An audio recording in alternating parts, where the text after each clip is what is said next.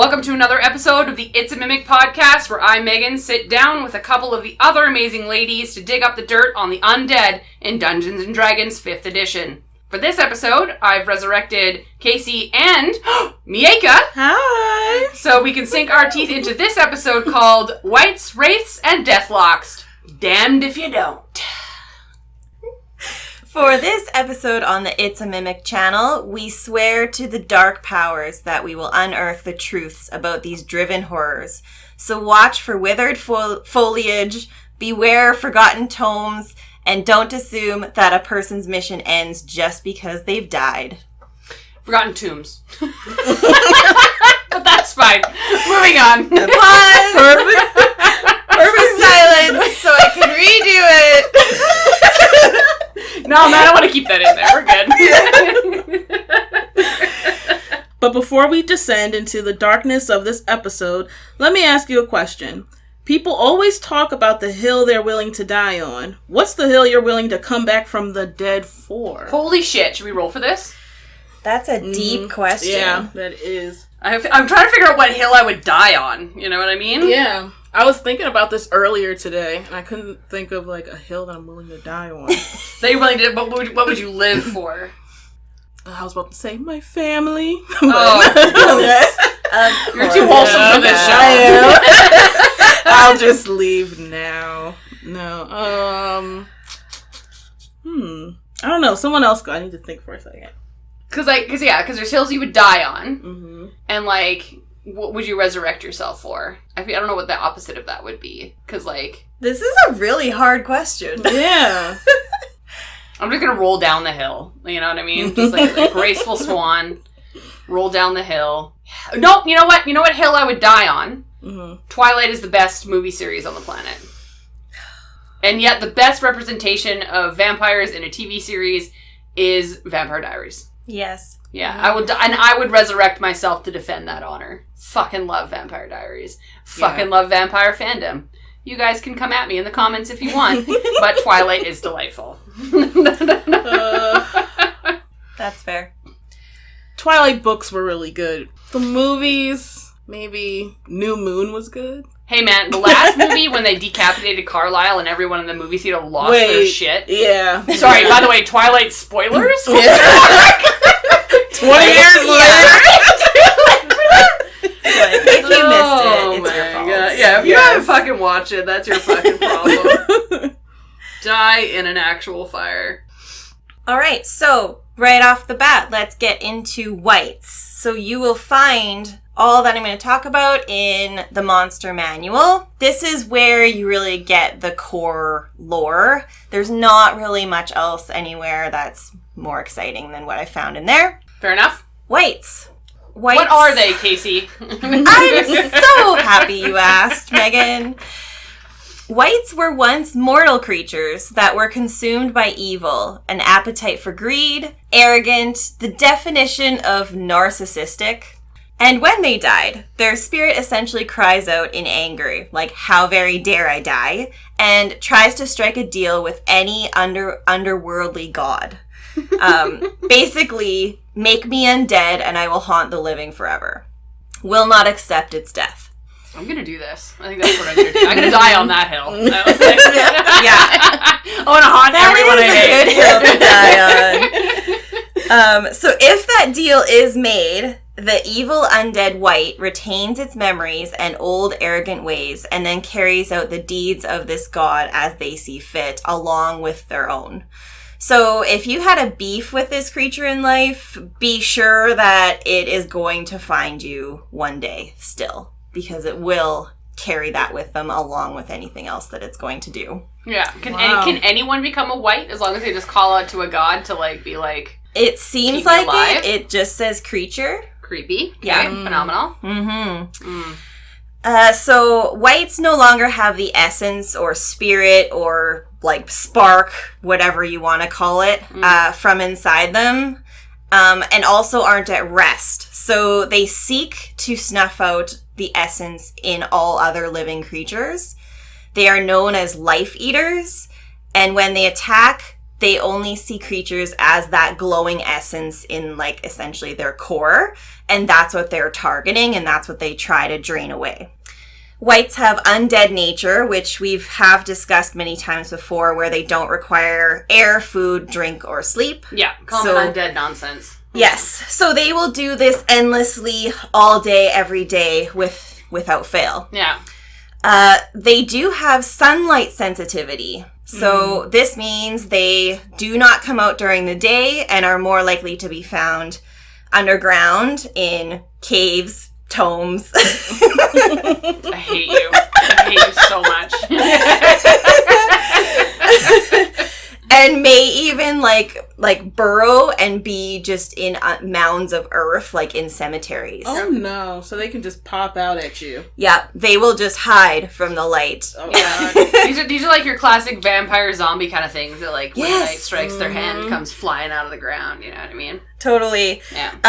And so much so that they will have disadvantage on attack rolls and wisdom checks while they're in the sunlight. So they will preferably abide by this. Yeah, they're gonna stay in their little hidey hole until it's necessary to come out, right? Mm-hmm. So with that, we can dive into some of their stats. I felt like other than that, wights are more like a mundane humanoid type creature than many of the undead monsters we've covered thus far. They're medium-sized. They carry more standard weapons. They carry a longsword and longbow, and that is their main methods of attack, and they have multi-attack. They wear studded armor and have an AC of 14, and they have a speed of 30 feet. Sounds like a PC. Like a normal person. They are CR3 and have average hit points of 45. So they are beefier than a mummy or a standard zombie. But it feels like a regular dude. Yeah. That's just rocking around in an undead form. Yeah, and like I said, they have memories and like they are, and there is like a personality there, but they are still a zombie essentially. Yeah, because they would have the personality of the person they were before they returned, right? Exactly. Because they have those memories, they have that activeness, right? Yeah.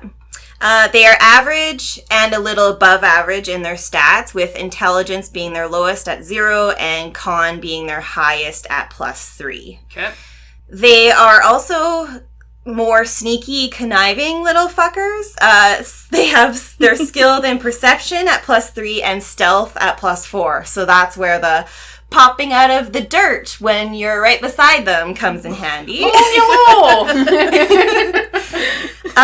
But they do have the typical undead resistances and immunities. Damage resistances, necrotic, bludgeoning, piercing, and slashing from non-magical attacks not made with silvered weapons. You mentioned vampires, so here... Oh, shit. Yeah, that was new. Yeah. Damage immunities to poison, condition immunities, exhaustion, and poison. Yeah. So those are not as surprising with undead. They have dark vision of 60 feet, and they know the languages that they knew in their living life. Yeah.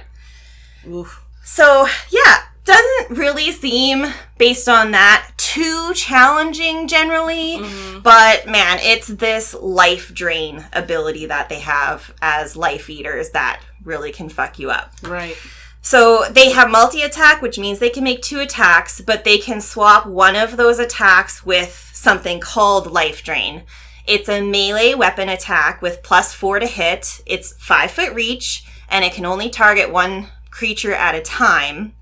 But on a hit, it does not so bad 1d6 +2 necrotic damage, but the target must make a DC 13 con save or have its HP hit point max reduced by the amount of damage taken. Yeah. So remember, this is CR3, so you're not going to have, like, 100 and some hit points at this point. Yeah, so, you're going to have, like, a tier 1 or tier 2 party rocking up to one of these, right? Yeah. And that lasts until the target can take a long rest. The target dies if HP reaches 0, like dead. Yeah, there's no death saves, right? Yeah. Yeah. And that's not all either. If you die by the hand of a wight, you rise as a zombie 24 hours later. You are under the wight's control unless you are revivified or your body is destroyed. So it can essentially create its own undead army with its victims, albeit there is a max of 12 zombies that it can control. At lower level, like we just said, it wouldn't take that many turns for you to be in serious trouble with life drain, and at a lower level, you probably don't have someone with Revivify in your party. No. So this is where it becomes much, much more dangerous. Yeah. And that's a Wight. How Love very it. frightening. How very scary. Yeah. Very, I think, more deceiving in that. It doesn't have spells and it doesn't have layer actions and all that jazz, but that's the thing. It just feels like a regular guy. That's what I was about to say. Like a regular guy, but like scary looking and can create its own army from like dead people or from dead beings. So yeah. No, it's crazy. So you live to see maybe your foe again as a Wight and your comrades as their zombie horde. That's fair. And so they're coming after you. That's some mental break right there. That's some mental shit right there. Bitch needs a psychiatrist. Okay, let's roll some dice. Let's raise some dice. And we'll have some... Get the fuck out of here, dinosaur. I don't know why that's there. Just so the audience knows, there's a dinosaur sitting on our table, and I believe that it belongs to Adam, and I'm about done with that dinosaur. Oh, it does belong to Adam. Alright, grab a dice. Here we go. Alright, so Casey, 19. I rolled a 13. Miaca, you're going to go last with a 7. All right. I never go first. This is exciting. What a great time for you. Pressure. We're so excited. Special day. Alright, still in the conversation of Wights, what's a fun quest idea that you would have for them? So the first thing that came to mind is, well, you can tie in a vampire story arc easily and bring in Wights. I'm so glad I talked about Twilight and I know. in the first section Yes, here. that was very timely. You're welcome. I really, really like the idea of pulling from someone's backstory, their nemesis, and even having a piece of their whole quest, like searching them out, having a big battle, them being killed. And then when the party kind of forgets about that, a long ways down in the campaign, he becomes the big bad evil guy again as a Wight. We love that. Yeah. Yeah, I love that. And perhaps giving him some kind of quirk or some sort of tell that then the big bad evil guy has, and so then it gives the clue to the party. It's like who he is. Shit, isn't that carrying whatever? the ancestral sword or wearing the gem of, exactly. or what have you. And then, the party realizes, and it's a big like, oh my is that god fucking moment. Gregory? Exactly. Greg. There'll be a lot of fuck you DMs going on. Oh, Yeah. fuck you. Yeah. The slow burn for the second reveal as You know a Wight. what? And as a smut reader, we love a good slow burn. You know what I mean? Yes. Quest idea for me, I thought I would also want to flip the narrative in the sense that it doesn't necessarily have to be the person that is dying that makes the plea to the gods to live. What I would do is your best fucking friend, your PC, like let's say Cora and Akra. Akra goes down. You went there. Cora just starts fucking screaming to the heavens, like, fuck this, fuck you, the gods are fucked, like, bring my friend back, like, life sucks, I'm never gonna live without you. And then the god's like, I'll do it. Yeah. And Cora would be like, yeah, fuck yeah, bring her back to life, I can't live without her, like, that's fucked. Comes back to life, and then, like, slowly transforms into a Wight. Like, it almost looks like a natural healing spell, like a Revivify, brings that character back to life, and you're like, oh, thank God, like, fuck yeah. And, like, especially if you're playing a character that's, like, connected to a god, you think your god did it. Yeah. Your god did not. Oh my god. Some other god came down and said, no, fuck this. I'm gonna raise this person, and you become a Wight. And then at some point, when you make that full transition, you are now vendetted against the person that brought you back to life, because you're like, now I have to live in servitude to this twat. This sounds wrong. It does sound wrong. I'm not saying it like that anymore. And I just think that would be a really fun way to almost pit your PCs against each other, but still keep that PC alive. Yeah. Because it's always so sad you have a PC death in the party. And I feel like this is a way to bring them back to life, but still have a lot of fun as a DM. Yep. You know what I mean? Yeah, that's very clever. Right? What about you, Miaca? Any thoughts on quest ideas? Anything to add? Do you like my idea better, or do you like Casey's idea better? Let's play that game. There we go.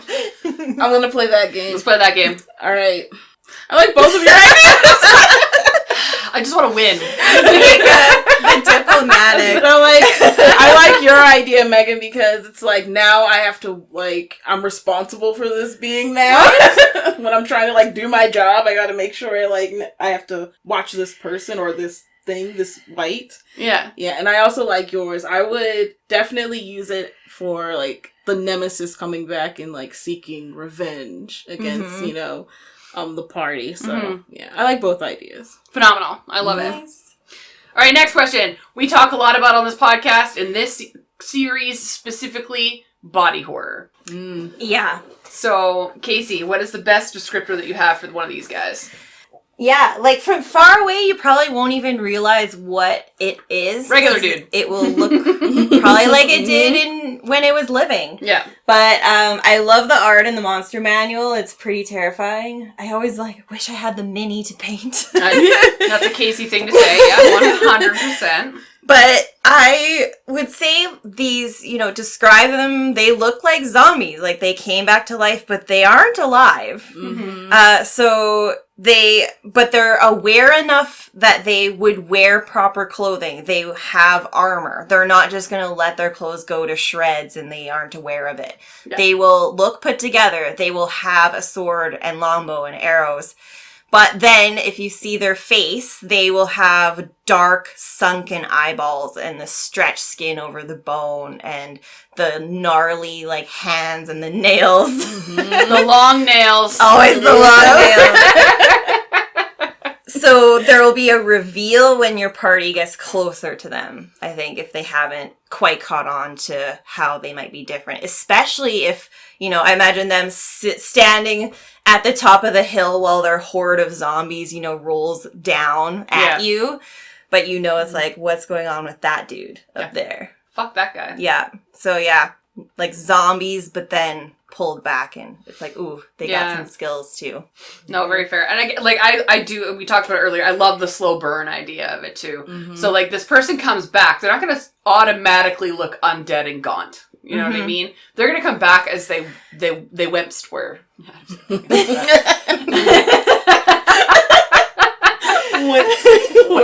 it's not whoopst, it's wimpst. Who they weren't.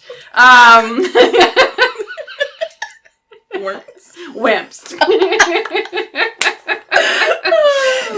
I love it. You're welcome. But yeah, they're going to come back as themselves, right? They're going to come back to life thinking, oh, fuck, yes, I'm alive, thank God. And they're going to look normal, but then slowly but surely, because they are undead, they won't require eating. They won't require sleep. They won't require these things anymore. So I think that's a really good slow burn into the idea of their skin slowly starts to get more gaunt and more loose. But they think it's just because they're not eating properly, but they don't want to eat. There's no desire to eat. Right. I also don't sleep. So of course I'm going to have bags under my eyes. Right.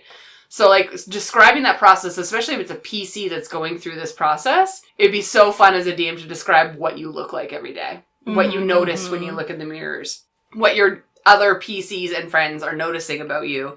Your nails are getting longer, because I feel like that now to us is undead have long nails. Suck it, internet. That's what we're going with. I know that we were wrong. But this thing is not alive nor dead. So no, it has its own rules. I can do whatever the fuck it was. Magic, guys. We run in a magic world. Let me have long, creepy nails. What about you, making anything to add to body horror? Yeah, for me, I'm thinking just immediate decay. As time moves forward, let's just say the next day, you'll start to see the skin falling off the face. Or if they have a stab wound, the stab wound is always bleeding. Oh, yeah. Because they did die. So there'll be a wound or whatever happened for them to die. Yeah. Right. That's not quite healing, right? It's weirdly cauterized and rotting from the inside, right? Ooh, I love just that. they are death, and so they are death personified, so that is what they will look like immediately. I love that. Mm-hmm. No, 100%. All right, role-playing tips on how to utilize one of these in your campaign. How did you role-play one? Well, I right away thought, I compared these creatures to like the Night King and his undead leaders in Game of Thrones. 100%. Yeah. Why are we not talking about Game of Thrones yet? You know what I mean? That's exactly what it is. Like, for sure, the Night King, far more powerful and could raise far more creatures than 12, but total vibes that way.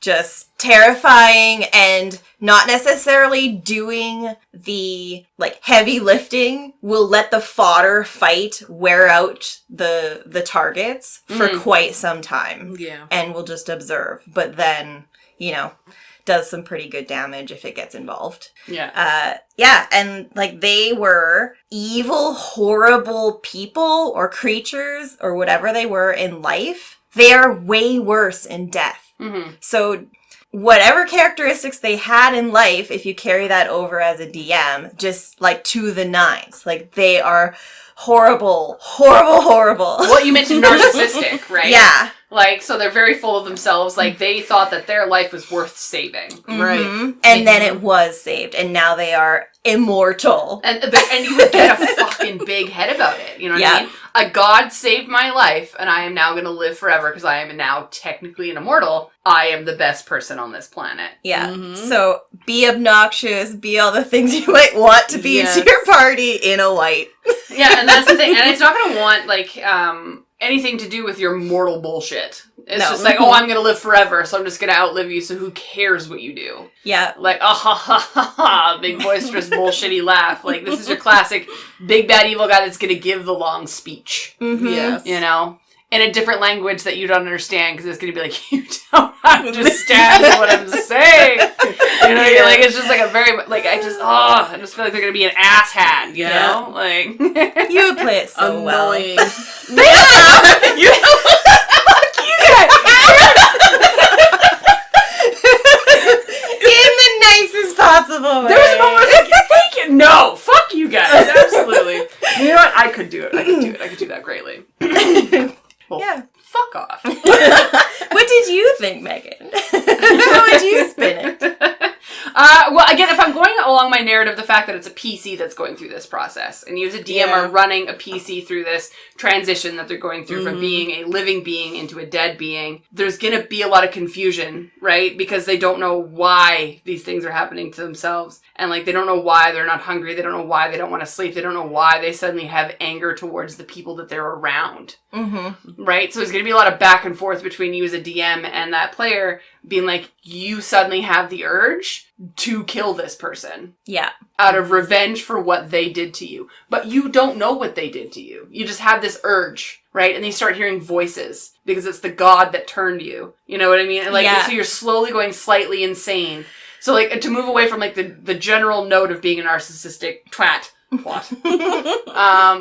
Yeah, I feel like it would just be, like, you navigating the fact that you suddenly have an urge to take over and be a strong being. And, like, it would be so fun to watch a character who was once, like, lawful good. Like, take my Cora character, for example, who was lawful good paladin of light. Mm-hmm. Suddenly was brought back to life by this evil god being like, bitches, I got her, you know? Yeah, and must hide from light. Yeah. Like, holy shit. And can't be in the sunlight anymore. Like, navigating what that would look like for the character. Like, you'd be so mad, you'd be upset, you'd be scared, and trying to figure out answers. Yeah. Right? So. And it could be a way to really push that player outside of their comfort zone too, or something that they've never had to do. Yeah. If they've also played a really long time. It's like, I'm throwing this at you, so you need to morph your character now, because this is happening. Well, I remember playing in one of our days where my character got possessed. Yes. And I had to navigate being possessed with a side plan, and no one at the table knew I was possessed. I just was. Yes, I remember that. And then my character started murdering children. And they were like, what the fuck are you doing? And I'm like, I'm sorry, I just had the sudden urge to murder these kids. I'm like, so like that. Yeah, right. I feel like that does have to come with a certain amount of, like, grace and conversation with the person that you're planning on doing it with, being like, is this something you're comfortable role-playing? Like, do you have the confidence that you feel like you would want to, right? Me, I would snap it up in a heartbeat, but I know there's even players at our table that would not want to, because they're, again, people get so attached and comfortable with their characters, they don't want to do anything out of character. Yeah. So that's something to remember as a DM, that, like, it's a good idea in your head, but if you want to change the way a PC is wanting to play their character, that's a conversation you have to have. Yeah. You can't just throw it at them, right? But agreed. what about you, Miaca? Any other thoughts on role-playing with these guys? Kind of like piggybacking off of what you were saying, I would like play this, I would play this creature as like a funny type of like annoying, like, like character in Holier the game. than thou. Yes, like, can you just imagine Dan having to look after this thing? And like it just like nitpicking at Dan and like, you know, like you said, holier than thou. I'm so glad on your first episode, that's not a mailbag episode, you are coming after Dan. It's not us. He's like, am I one of the team now? Did I pass? You did it. I did it. Yeah. But like, that would be funny. Like seeing Adam like go at Dan with like an NPC who turned into a wight, and it was like entirely Dan's fault, and now like it's like, always part Dan's of fault. And now it's part of the team, and now it's like a and now it's a player's responsibility to look after this thing. Yeah. It's like, okay, yes, bitey, no bitey. Yeah. It's like, We don't like this one, but we like this one. Right. no slashy on here. Yes. It's like, fight those urges, man. Fight them. Get your shit together. And it's like, that's not going to help. It's going to be this evil undead thing. 100%. Oh man, like it. constantly like sewing the flesh back on. Yes. So it's like, oh no, it's falling down. Like, this is your responsibility. Trying to keep it together. Let me fix that for you, you know? Oh my god, I hate it. Alright, thoughts on exploration and clues to kind of give your team that you might be coming across one of these. Ooh. These are, I think, are pretty versatile. I think you could throw them in anywhere there might be zombies. You could spin them with mummies, Yeah. too. They're going to be in those places like tombs, labyrinths, anything underground. You might come across them. Yeah. I don't think you would, surprise them in any way possible. But if you wander into the space that they're in, they are absolutely going to come after your bright essence.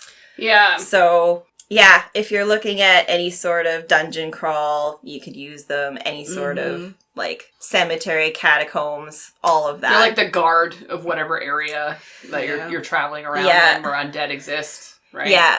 I imagine, you might see mounds that they may have buried their zombies under, and then they will animate them or trigger them essentially once you're in that space because they're hanging out way above watching you come in, that kind of thing. Yeah. I'm sorry, that's what I was going to say. It's on my turn. I'm not Sorry. no, but I'm just thinking you just walk in and you just see all of these molehills. It's oh, there's Wights nearby. Yeah. Fucking dead body molehills. Where the Wights at? Yep, that'd be a clue. It would absolutely be a clue. Oh, I agree. And I think it would be very difficult too to kind of discern what is a wight and what is just a regular zombie, right? You're gonna go into a tomb. Tomb. Fuck you with your words. You're gonna go to a tomb or not even just a tomb. They probably are just I can imagine them guarding a wizard's tower. You know what I mean? Yeah. A necromancer's wizard's tower would have these floating around and just being and existing, and you would think it was a regular zombie, so you'd be fuck this, you'd go and try and fight it, and then it fights back and it talks to you. Yeah. Oof. I was what the fuck are you doing, man? Yeah, it blocks your sword strike with its sword, and you're just what the fuck? And it has, because it's a regular being, it has strength, it has memories, it has conversations. So I think the clue would be you're fighting a zombie, and all of a sudden it's just what the fuck, dude? And it's you're a smart zombie. Yeah, right? I can have a conversation with you. Do you want to get some tea? You want to get a beer?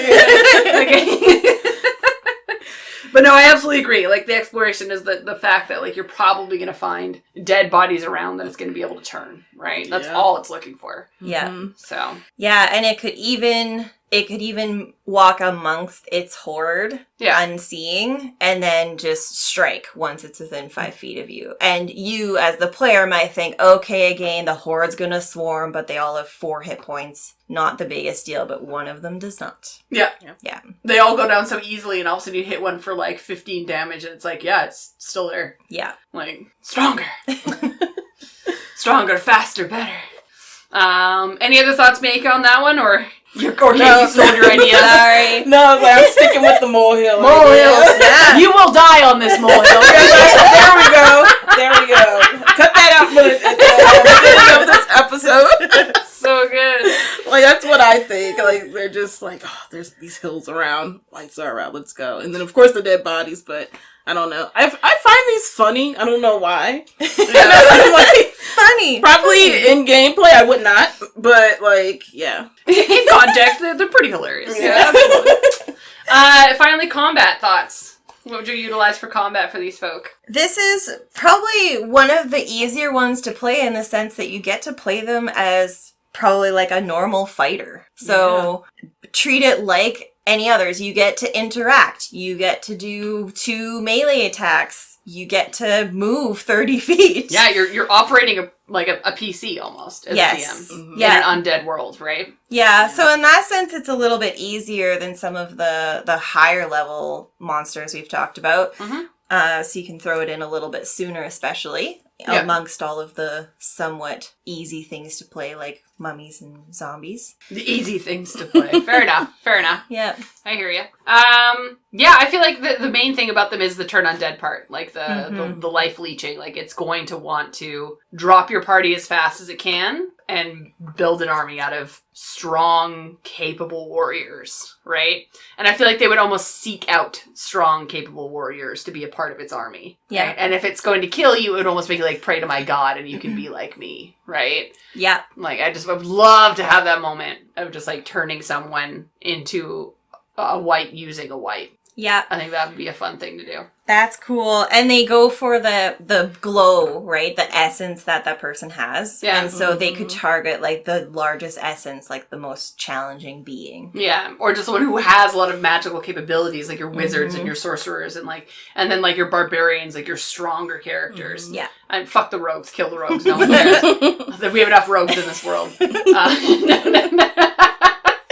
it's gonna go for your big beefy guys or your strong magical characters, right? But yeah. What about you, Miaca? No, I agree with both of you. Like, I also keep thinking of Game of Thrones as well. Like, they are going to be I feel like 5 of them are going to be working together, and then they're going to have their whole, like, armies coming together, and it's giving that one episode when they were, when they were about to, I forget the episode now. What battle was that? Where they were in the ice in Game of Thrones. It doesn't matter. Oh, like the... It doesn't matter which episode, but Yeah. I know. Was it the Long Night one? Or is like the so. battle at the wall kind of thing? Yeah, where they were just waiting. Like, that's what it's giving. Yeah. Yeah. Giving solid energy, right? It's gonna be Game of Thrones energy. Yeah. Like standing and watching the battle going on. Yeah. Oof. Terrifying there. Can you imagine like an army of these bitches, you know? No. Well, nope. You're not weren't. Okay, like, so then, like, answer me this. Now that I thought about this. Like, if somebody wanted to build an army of these, but they're all egotistical, narcissistic fucks, do you think they would team up with other ones? Or do you think that they would be more solo because they hate each other and they want to be better than the other one? It would probably be that. They would probably be very difficult to work with. Right? Yes. Yeah. So it would be actually very difficult to build an army. It would almost be like you would have one and then their army of undead versus another one and their army of undead. Right. Right? Like, yeah. Things to noodle about. Interesting. All right, moving on. Let's talk about Wraiths, I believe. So, a Wraith is like black misty looking undead creature. Has yellow eyes, clearly skeletal, and looks like it literally came from hell. That's what literally came from hell. That's what I got. It really does. Fair enough. Yeah. can find this on page 302 of the Monster Manual. A Wraith is an evil incarnate that is concentrated into an incorporeal, did I say that right? You did it. You nailed it. Perfect. Form that enjoys sucking the life out of all living things. It's a misty, negative energy being. As it moves, it leaves plants withered. Animals want nothing to do with it, so they will probably be the first ones to leave the scene. So, they're gone. Fires are also extinguished by it, which I found was pretty interesting and, worrisome at the same time. So, it sucks the life out of everything. A negative sucking vacuum of despair. That's what I call it. It's basically Dan. Yeah. Basically Dan. Oh. I'm sorry. I had to throw one out this episode. So, how does this thing come to be? I thought this was really interesting. When a mortal has either been, an evil guy or gets involved in a fiendish pack, it signs over its soul and becomes one with, that negative energy in the lower planes.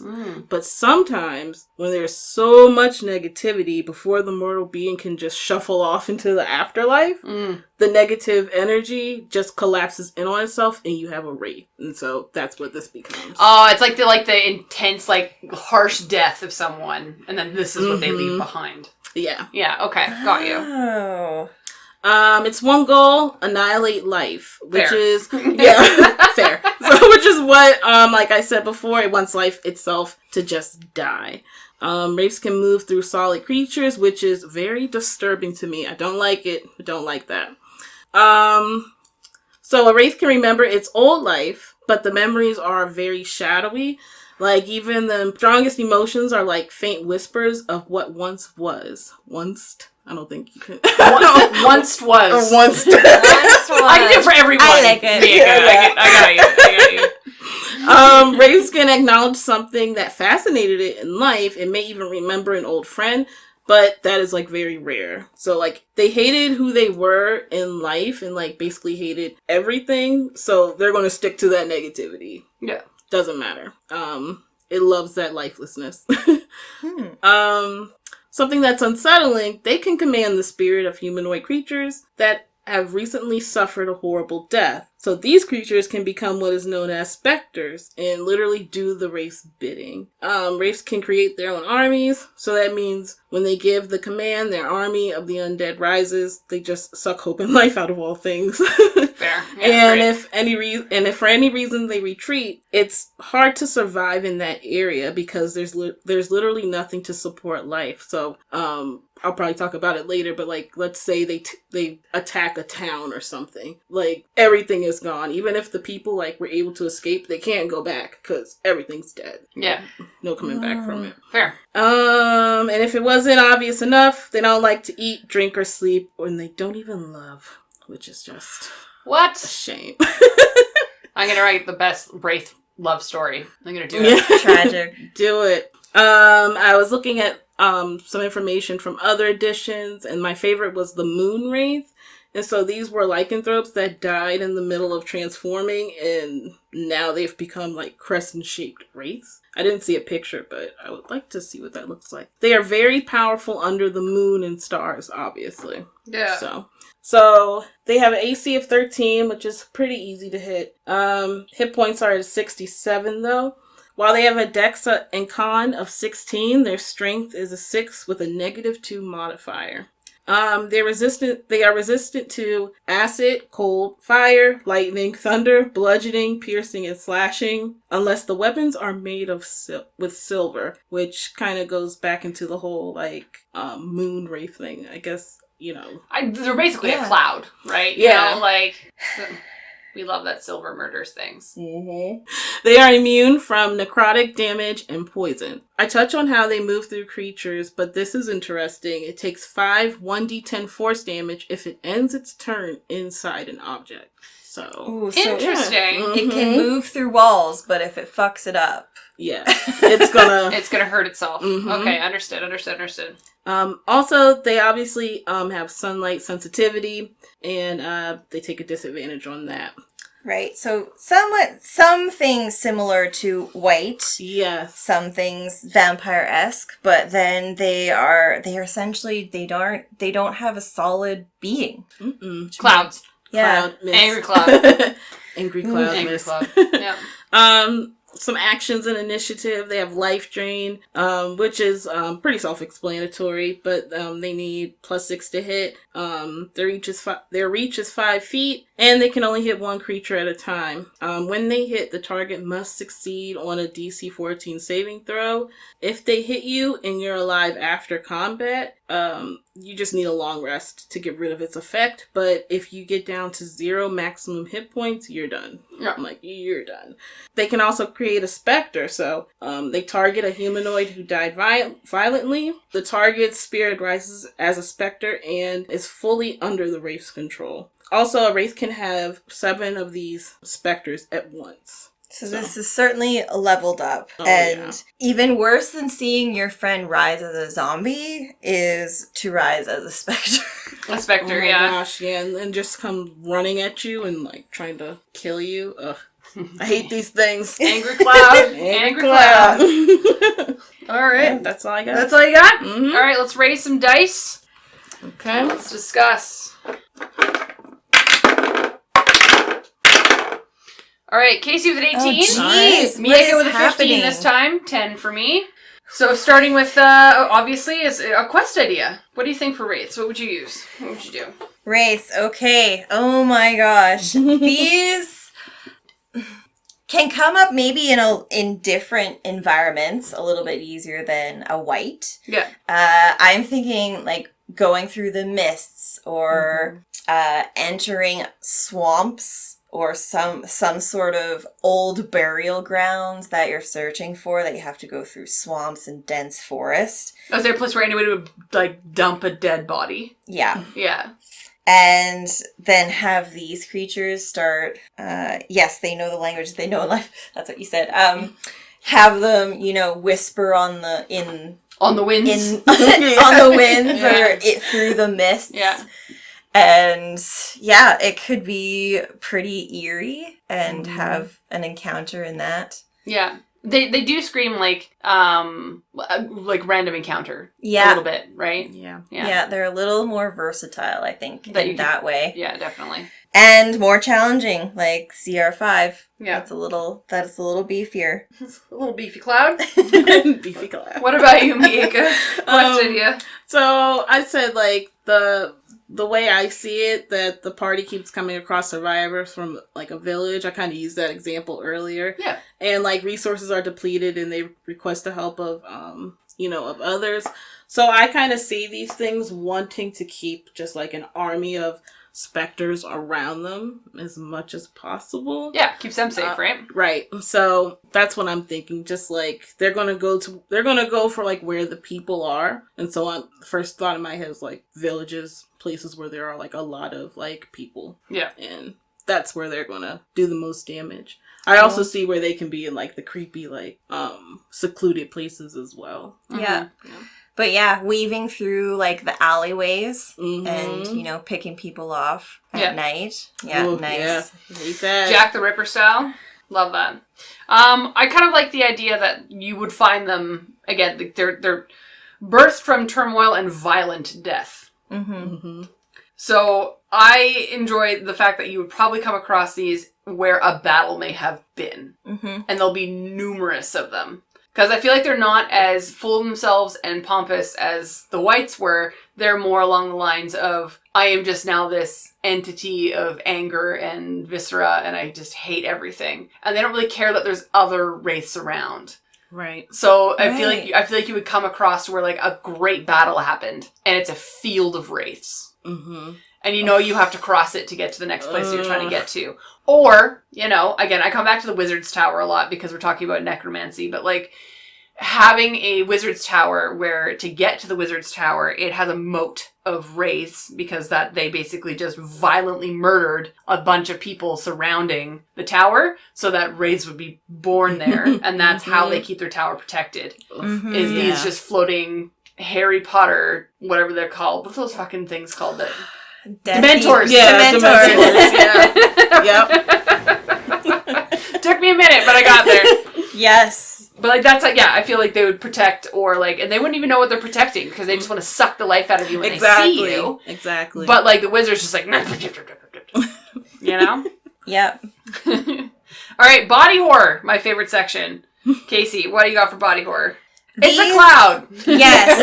So I want to say you could go towards sounds a little more, like go eerie, hear, like have them moan, have you hear them like a misty type breathe as they're moving into the area.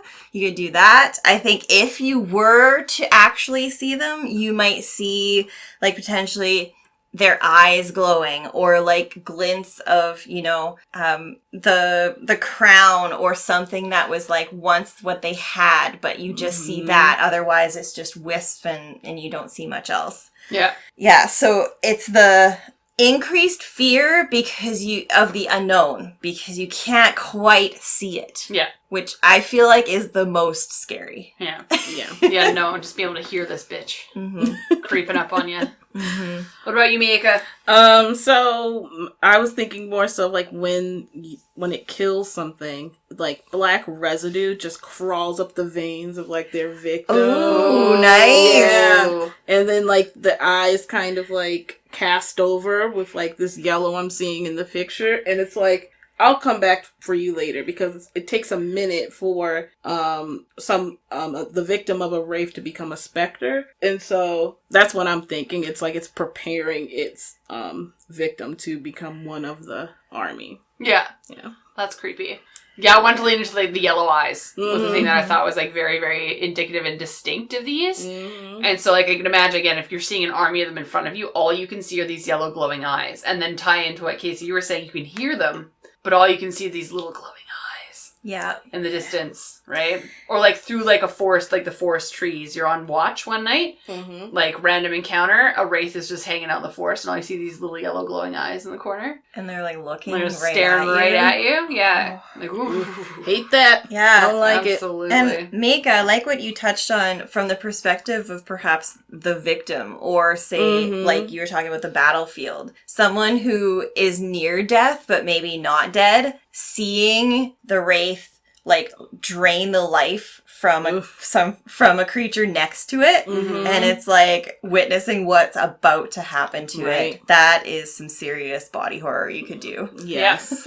Just reaping the soul out of someone. Yeah. Right? It's like the opposite of how like transcendent a Valkyrie stealing a soul is. It's just basically just the opposite of that. It's like, no. We come to the darkness. All right, role-playing thoughts. Casey.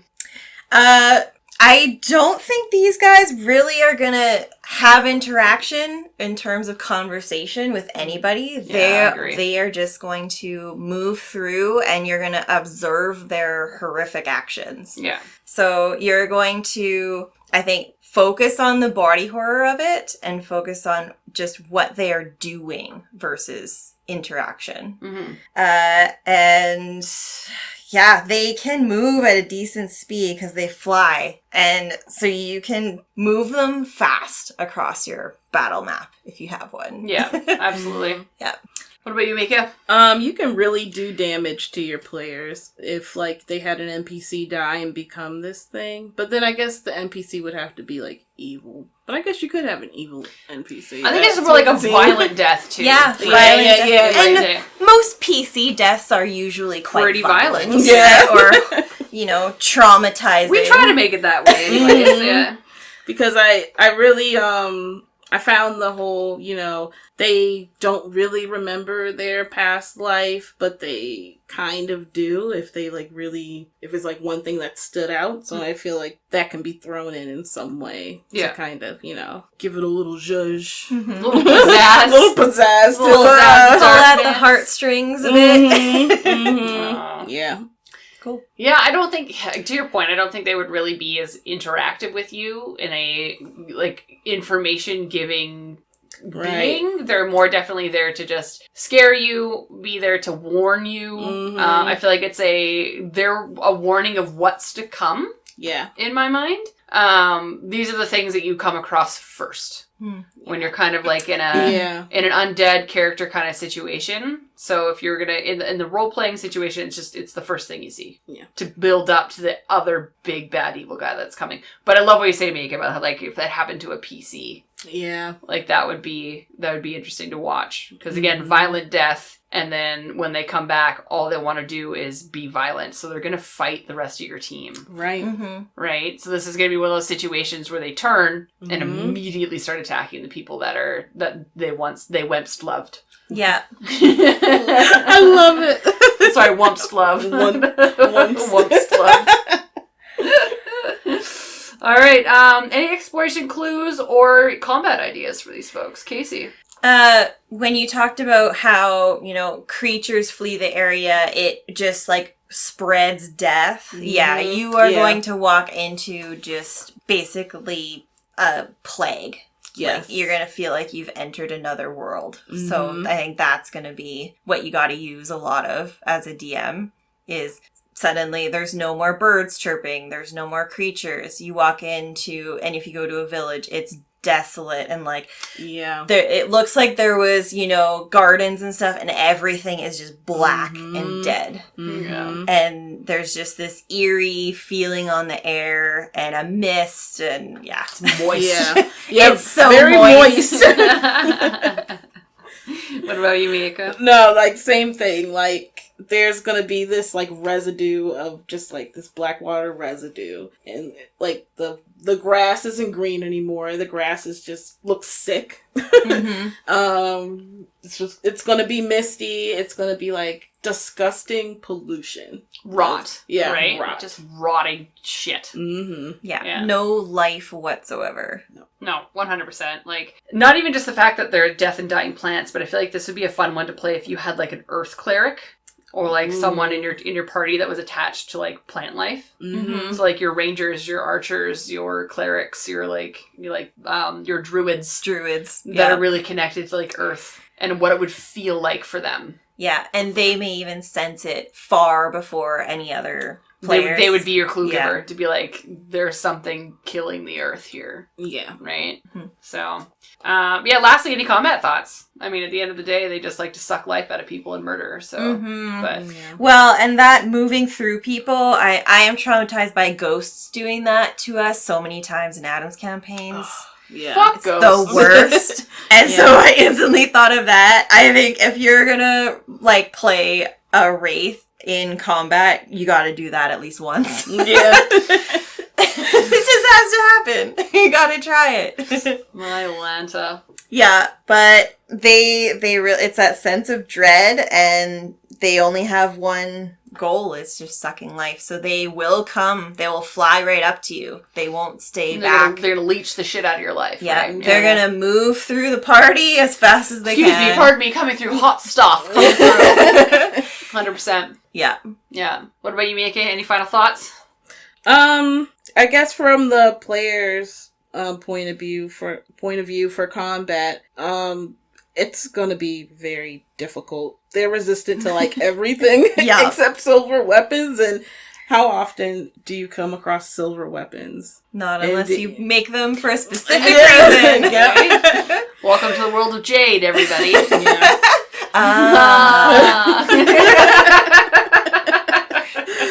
It all comes full circle. In this world, you need silver. In my world, you need jade. Yeah. Oh, I hear ya. Yeah, I'm thinking you're gonna need a Big Daddy spell on this one. Big Daddy spell. That's exactly what I wrote too. Big Daddy spell that can kill this thing. I love me a good Big Daddy spell. You know, phenomenal. I love that. No, I honestly have no other major final thoughts on these ones. Again, I feel like it'd be a really good little army to have, because the other ones, like Wights, you couldn't really build an army out of, was my comment. These ones you can build an army of. So from a combat standpoint, the more you have in one space, the better, because then your team can't really navigate the movement part. Because if they move through you and multiple move through you, you done fucked. Yeah, that's true. Yeah, that's how you get your life leeched. You want your life leeched? This is how you get your life leeched. Yeah, you want a horrific end? I'll give you a horrific end. Ghost clouds. Yes.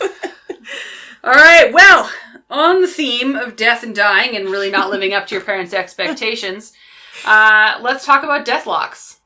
So these folks can be found in your Tomb of Foes.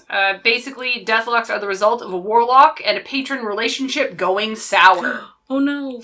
So imagine you as a player were unable to fulfill your duty as your warlock patron and what they wanted you to do. This can end very badly and just be very deadly to you as a player, basically. Where you might be punished by death and then re-raised from the dead to act as a perfectly obedient servant to your patron. So, yeah. You're like, fuck you, Dad. Too bad. Murdered. Bring you back to life. Now you listen. Oh my god. Endless torture. All right? And they are just that. They are obedient and obsessed. Everything they do is in service to the Warlock Lord. This can be from small matters such as just a fetch quest bitch all the way up to basically being in charge of raising an army to the patron, right? So let's kind of break it down a little bit stats-wise. They are a medium undead neutral evil creature. They have an AC of 12, but they do have mage armor, so they actually have an AC of 15. They excel in charisma and intelligence, but as well as dexterity, basically your classic warlock. Being an undead magical creature, of course they are immune to being poisoned and exhausted, and are resistant to necrotic, bludgeoning, piercing, and slashing from non-magical weapons, as we so to speak. They are spellcasters, so they do utilize charisma as their spell save DC. The spells they have on them are that they can do at will are Detect Magic, Disguise Self, and Mage Armor. They also have cantrips of Chill Touch, Eldritch Blast, and Mage Hand. So when I read that, I'm like, this is your basic warlock character who is now just turned into an evil undead thing. Yeah. Right? Otherwise, they are a 5th level spellcaster, and they can cast a Arms of Hadar, Dispel Magic, Hold Person, Hunger of Hadar, Invisibility, and Spider Climb. Here's the twist for your clerics, though. These ones also have advantage on save throws against turn undead. So yeah, fuck you, clerics. Right? On their turn, they also hit with a Deathly Claw, which is a +4 to hit with an average of 9 necrotic damage. The book also contains different spell list options to help customize your Deathlock to maybe a specific different kind of patron. So this is kind of like the core spell list that they have and maintain, but there are a couple of different options within the Tomb of Foes that you can kind of customize whatever kind of patron they might have been following, right? But yeah, that is Deathlocks. Harsh. Short and sweet and harsh. Right? They're quite simple. It's basically fuck you, Dad. Oh, well, too bad. New fear unlocked for my warlock purpose. Right? I don't want to be a Deathlock. But that's the thing. If you are following an evil kind of patron, this is a risk. Yeah. Right? As a PC. To be okay, well, if I don't fulfill my duty, or I don't have duty, if I don't fulfill my purpose in life and servitude to my lord, I could get fucked. Yeah. And then I am now an obedient piece of shit. Right? Yeah. Yeah. But yeah, let's raise some dice, ladies, and discuss some things. Oh, I pulled a Casey and it did not make it into the roll. There we go. What's happening? You knocked me into a 1. But it was a 19. No, that's not how it works. You knocked me into a 1, so I will go last. Oh my god! I believe 13 goes first, which was Casey. No, that was Miaca. Miaca's first, Casey second, and I'll go last. First all the time? Oh my god. You're like, fuck this. I'm unprepared. I'm not used to this. Alright, so Deathlocks. Casey, quest idea for a Deathlock. Yeah, this has connection to PCs and backstories written all over it. 100%. Yeah. It could be it could be something that goes wrong directly with you and your patron. It could be something that's gone wrong with one of your parents, and you know that your mother or father became a Deathlock, and now you're living with that as a warlock or as something else or as a cleric. Yep. And you're forever trying to find them. And, there's a million ways you could spin this as a side quest or be the main quest that your creatures have to seek out and find this pretty damn powerful creature. What was the CR on this guy? Oh, Casey, you're asking me the hard questions. I'm sorry. Hold on here. I missed it. Let me just re-look that up. This is beefy. Like, to have 5th level spellcasting, they're gonna do a lot of damage. So you can't walk in on this unprepared. It's gonna be one of those ones where you prep, you figure out what you're gonna face if you're going after something like this. Shit, I didn't actually write it down. Oh, it's fine. Hold on. No, I have the internet up. Hold on here. If only there was a way. There must be another way. Deathlocks, they are a CR of 4. What? So the thing to keep in mind about them, like, and this is something I kind of breezed past this. Their armor class is only 12. Mage armor 15, so they are quite easy to hit if you get up to them. And they only have hit point pool of 8d8, which is an average of 36. This is a regular dude. I guess. That can just cast spells. You know what I mean? Yeah. So they're scary and they're frightening. Mm-hmm. And I guess the only thing they have going for them is spells. Yes. But the spell list is quite long. Yeah, it's pretty intense. So, okay. Well, no, they're still scary. I think agree. They're still scary. Yeah. Mm-hmm. Mika, what about you? Quest idea? I can't really think of one. No, man, it's all good. Like, at the end of the day, like, again, they're regular dudes. I mean, Casey already spoke to the broad spectrum of the fact that this is going to be your when in doubt, say all of them. You know what I mean?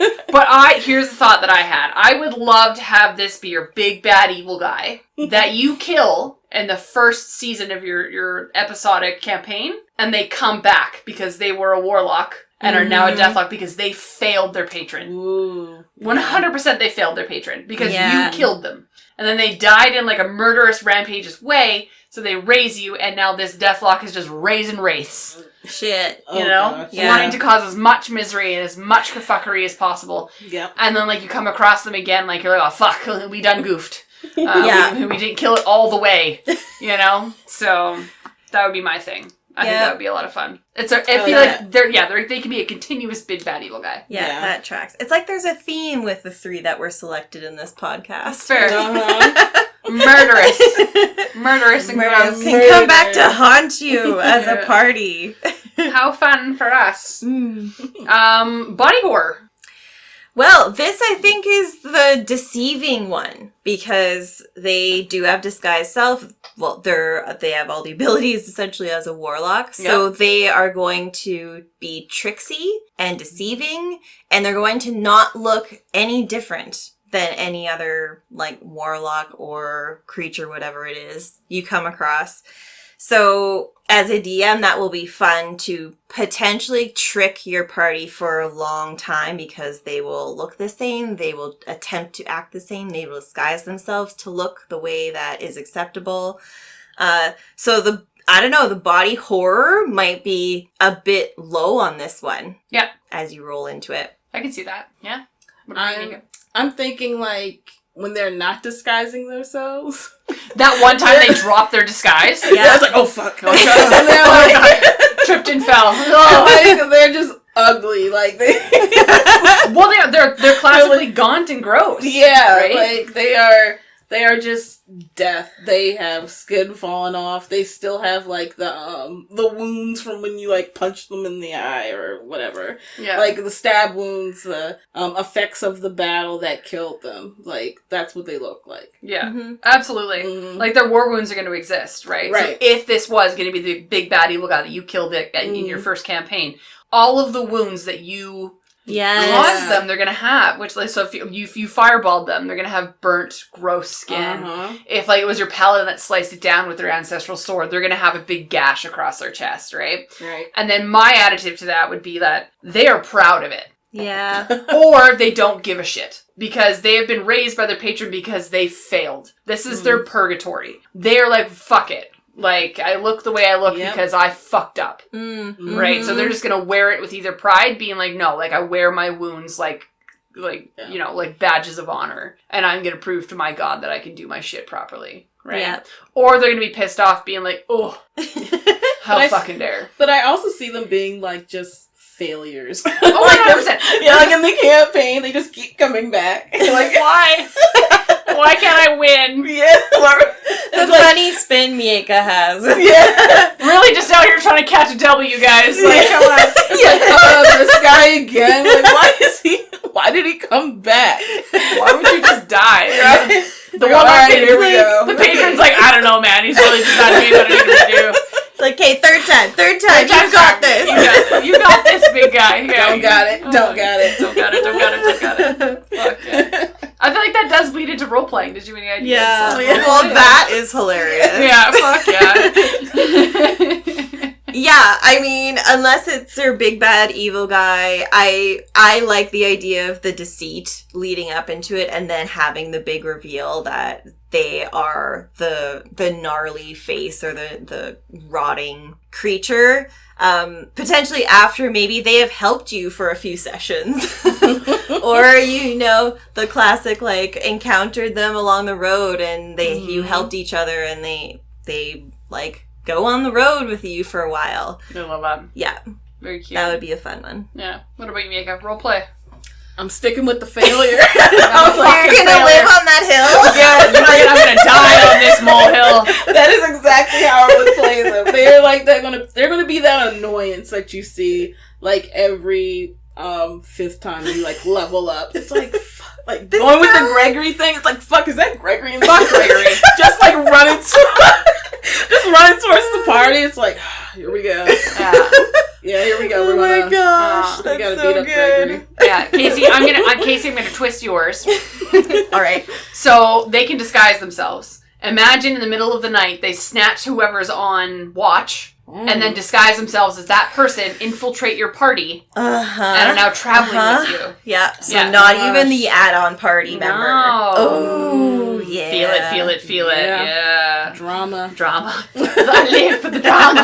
Yes. I live for these big reveals. This is all I want as a DM is to pull the cloak back. Where be the... Anyways, I just... I was looking for that. I was like, yeah. Get it. Yeah. Alright, finally, exploration clues or combat ideas for these guys. Okay. Exploration, I think... Oh man, Miaca, I'm stuck on your awesome idea. These fucking, I'm a fucking failure. These come out of my brain. The classic, like, when you're on the road, just like, hey guys, it's like, don't tell me that's Gregory coming. Like,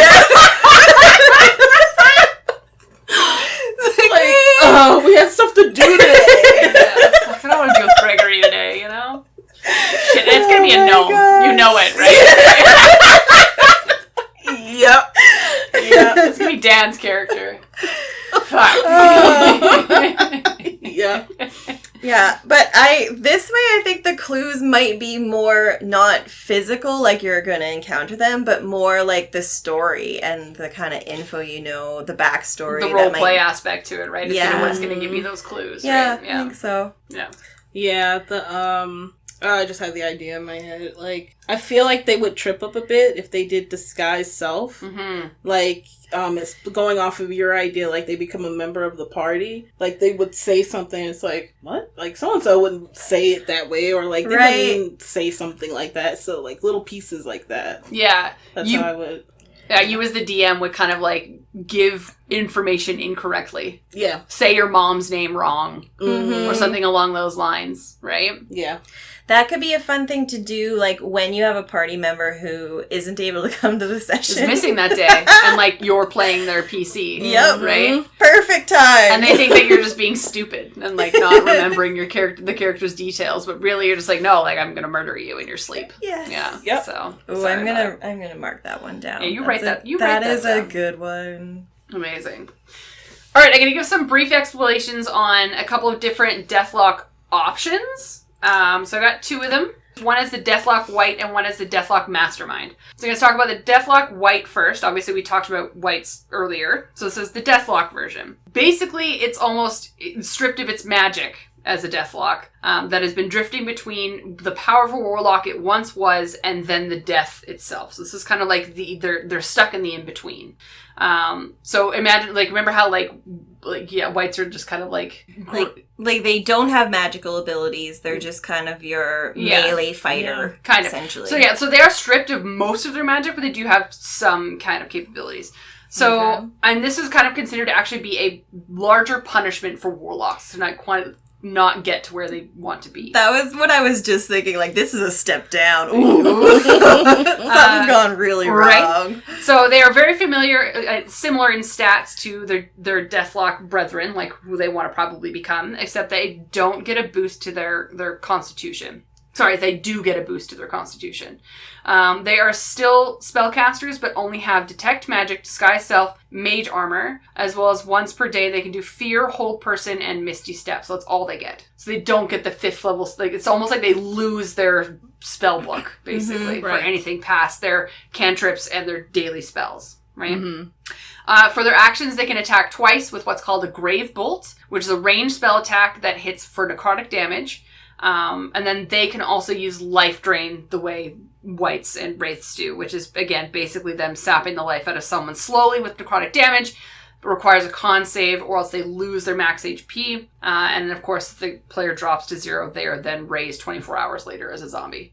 Fair. Yeah. So basically, yes, they lose a lot of their, their warlock capabilities because they're just kind of like sitting in that in between, right? Yeah. They failed extra hard, and this is their punishment. Yeah. Mm-hmm. Right? I feel like when they're coming through the queue, it was like, and what happened to you? It's like, oh. This is Gregory coming in for the 7th time. Yeah. It's like, okay. It's like, are you sure you just don't want to stop, Gregory, at this point? I want to keep trying. Yeah. And it's like, Kate, we're making it more simple for you. Deathlock Wraith for you. It's like, try a sword and bow. Yeah. Try that. Give that a whirl. Yeah. Like something different. See if that feels better. Do you know what the definition of, what is it? What the definition of insanity is? It's just doing the same thing over and over again. Great. Switch it up here. We got it. It's time. Let's move on. All right, next we're going to talk about the Deathlock Mastermind. So what these are basically the muscle behind the Deathlock. Deathlocks are who are on larger and more important missions. Will recruit lesser creatures to join their plight of great evil, thus becoming the mastermind of the operation. So these folks are beefed up. They go from a CR 3-ish, of what Wraiths and Wights and things like that are at, all the way up to a CR 8. This is shown in the increase in all stats, including a huge health pool. So remember how I said like the original Deathlock only had like a health pool of like 36 on average, which was just a regular dude. These guys jump up to over 100. Holy shit. Okay. Ooh. Yeah. All right. They are charisma-based spellcasters, but they cast at 10th fucking level. Okay. All right. They do have a much more beefed out spell list, but let's just point out a few cool new ones. So they gain Mirror Illusion as a cantrip. I'm sorry, Minor Illusion as a cantrip, along with Poison Spray. They also gain Crown of Madness, Darkness, and Dimension Door. Ooh. Also, they have Counterspell.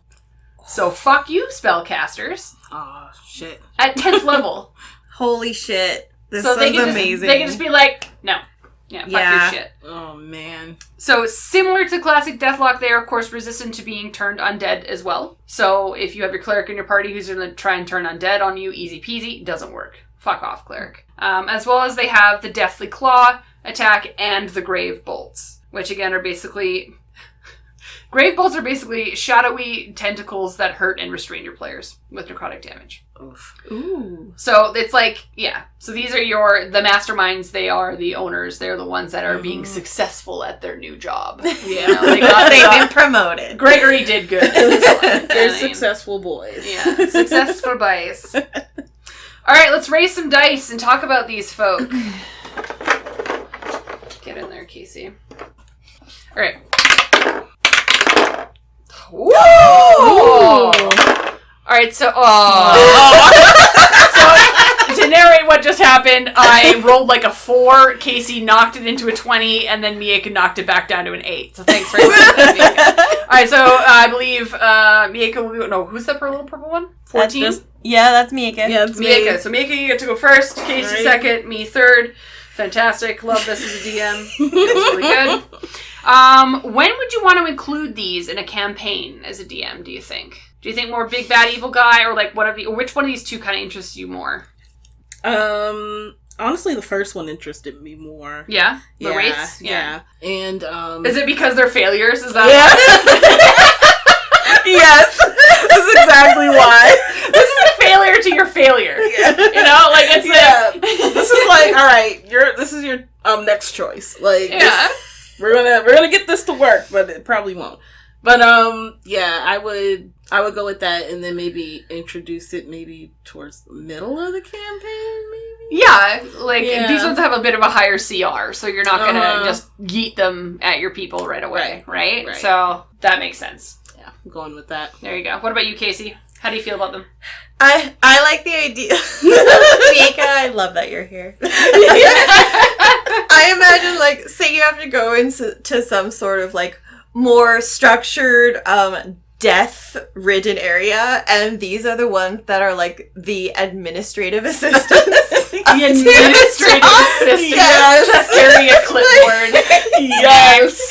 Like, they've been demoted so much that they're just like, this is what we do. I like how we're giving them a whole ecosystem. I'm like... Yeah, that's hilarious. I would love to DM with the Deathlock Mastermind, though. I think that's so much fun. Big bad evil guy energy, and right? It would have to be, yes. Yeah. And it could be a one-shot, and you could just, like, throw in a few of the other creatures we've talked about today, but then this is your big baddie. This was what I was expecting, actually, with some of the other things. I was like, oh, yeah, okay, that's a lower CR than I thought, you know? Yeah. There it is. This is the one. Yeah. Yeah, no, Deathlocks, like the mastermind is the one that, like, really takes the cheese, you know? Mm-hmm. But again, it's the one that's being successful at its job, so it is going to be the big bad evil guy in my mind, and that's when, as a DM, I would bring it in. You're gonna fight Wraiths, and you're gonna fight Wights, you're gonna fight Deathlock Wraiths, like, all the way along, but the one controlling all of them is gonna be this Deathlock, like, mastermind behind it all, right? So the final one that you meet, and it's gonna be your friend. 100% it's going to be the warlock that died in day one. You know what I mean? Yeah. Like, absolutely it will be. What do you feel is the most horrifying detail you would lean into for these? What scares you the most about them? What if, like, for a player that's a warlock, like, when you get to this whole big bad evil guy for the Deathlock Mastermind, like, maybe they are they were once the warlock of your patron? Yeah. Does that make sense? Yeah. Am I, like, following along there? Yeah. And so, like, your warlock character could see what could have been if you, like, crossed, like, you know, patron. If you did your job right. Yeah. Fair enough. Mm-hmm. Yeah, like, they might have signs of, like, symbols or things that you recognize, and it's like, holy shit. Mm-hmm. Yeah. Yeah. Yeah, absolutely. What about you, Casey? Horrifying details. Yeah, thinking that they might all look similar to each other. Just the fact that the Deathlock Mastermind is so powerful. Yeah. Compared to anything else. And probably still looks like a regular dude. Yeah. Like, and has disguised self. Yes. Yeah. That's probably the most horrifying is, like, imagine you start to realize how powerful this thing is, and then you start throwing out some really powerful spells, like your wizard's like, okay, fuck this, I'm doing it, and does something like disintegrate or something, and it just holds out its hand and stops it. Yeah, like, it's like, absolutely. Yeah, that's a big that old fireball you cast, hard pass. Yeah. Hard pass, Yeah, and it just starts to, like, cackle laugh as, like, the fireball dissipates, because it just didn't even do anything. Yeah, exactly, right. These are the stoppers of your magic characters. Yeah. Right, they're gonna... And as a former magic user wizard, I feel like, son of a bitch. No, absolutely, I agree. Do you have a single unique combat tactic that feels different from the other Deathlocks? No, honestly, I can't. I don't know. I don't know how to answer this question. Because they're all warlocks at heart. Yeah. They're just different variants of, like, just trying to be the best warlock that I can be. Yeah. Given what I have. I'm just going to give all I got. No, I think it's the combo of spells that the masterminds have that you can utilize. So, like, darkness. I find that any big bad evil guy that has darkness as a spell, it will instantly pop that shit off to, like, cut off any of your character's ability to see, line of sight. And then, like, again, minor illusion as a cantrip, dope. Crown of Madness, fucking frightening. So I think it's just that combination of spells that they have that can get a little scary. The fact that they have Dimension Door to just fuck off 500 feet away. Yeah. Like, how dare you just, like, step all the way over there? But it can take you with it. Yeah. So Dimension Door is basically it's 300 feet? I think it's like 300 to 500 feet. Yeah. Yeah. But basically they can just take you and one other person and just walk through and then disappear with someone. Oh, I hate that. Yeah. Right? Mm-mm. So it could be that they're trying to get at one of the people in your party and take it. Or I feel like they will also not just fight till their last breath. If they get really hurt, they're fucking off. Yeah. Yeah. Absolutely. Yeah. Yeah, they're gonna fuck because like, I don't want to fail again. I'm not here. Yeah. I just got this promotion. Yeah, they're like... Gregory's like, I just got here. But are we surprised that he's fucking it up? Gal surprise, like, Gregory. There's a hefty slice of cowardice going on as well. Hefty slice. Oh my gosh. So, on a scale of 1 to 10 post-mortem contracts, how would you rank these obsessed creatures as a part of the undead landscape in D&D 5th edition? So, Wights, Wraiths, Deathlock, Deathlock Wights, and Deathlock Mastermind. So I feel like Deathlock Mastermind is definitely up there on top tier for me. It's gotta be, yeah. Yeah, they're fucking frightening. Yep. They're scary. They do weird things. Like, and they are in control of a lot of stuff. So, like, I would put them up there, like, with a 9-10. 9-10 post-mortem contracts, for sure. Yeah. Yeah, and I think my bottom tier one would be probably... I would say Wights are like my... they're not really impressed by their capabilities. They give like a 4 or 5. Mm-hmm. Yeah. What about you guys? Wraiths are like quite high. Knowing a little bit more about them too. Ghost Cloud, yeah. Like they're middle to upper, like maybe 6, 7. Wight agreed. Deathlock Wight, they're below 5 post-mortem contracts. Absolutely. Yeah. Deathlock Mastermind is at the top. And I think right under that would be a Wraith for me. They're just so creepy and disturbing, and I don't like them. And then I would give like the Wight a solid 5. Yeah. Like, yeah. Middle of the road. Yep. They exist. And I'm sorry, like the Deathlock and the Deathlock Wights, I'm giving like a 3 because I just have no respect for them. I have decided failures. Yeah, they are the failures. Get your shit together, Gregory. No. Yeah. No, I think the only thing that would bring a Wraith up a little bit higher for me is if I knew I was coming across an army of them. Yeah. A singular one doesn't quite scare me, but if I walked up to like 17 of them hanging out in a forest, or if I know this forest is going to be haunted with these things, I would absolutely fucking not. Mm-hmm. Yeah. Hard pass. Would it also raise, any of them up, maybe a point or two, if they were directly somebody you knew? 100%. Yeah. That would bump it. Yeah. Even if it's still just a Deathlock Wight. If it's your grandma, it's going to be a dish of different. Grandma is worshipping devils. Grandma, get your shit together. Oh my god. Alright, now it's time to close the crypt on this part of our conversation on Undead in D&D 5th edition. Stay tuned next month when we rise up to haunt you again with even more terrors from beyond the grave, including severed body parts with minds of their own. Thanks for listening to this episode of the It's a Mimic podcast. If you'd like to support us, we have a donate button on our website, www.itsamimic.com. And if you'd like to discuss what you've heard here today, you can find us on Facebook, Instagram, and at r/itsamimic. For other episodes on other kinds of monsters, you can find us on Apple Podcasts, Spotify, and YouTube, or wherever you listen to your podcasts. Thanks again for listening to It's a Mimic, where you never know what you're going to get.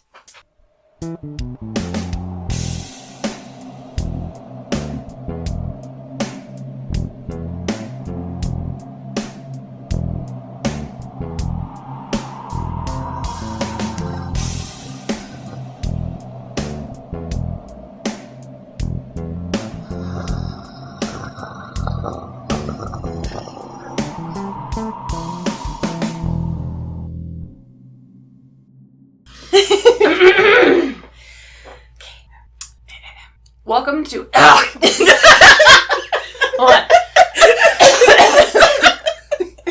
It's because of the red wine. It's right in there.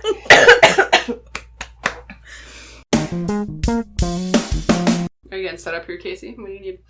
I think I'm ready. Yeah? Got my backups. Okay. I need to rotate in here. Yeah, get comfortable. I feel very low. Get seated. This chair is tilting forward too. I feel like I'm sitting into the table. I feel like chair from Irene. I'm not dealing with these chairs. I'm sorry. Ridiculous amount of nonsense. We really need some more donations so we can get new chairs. Hey, audience, could we? Just need some fucking chairs. And Adam will be mad at us if we set it on the hard surface, so we can't. Oh, you can. You just because this is now floating, so it's not attached to anything, so you can do whatever you want. Just don't slam it down like a twat.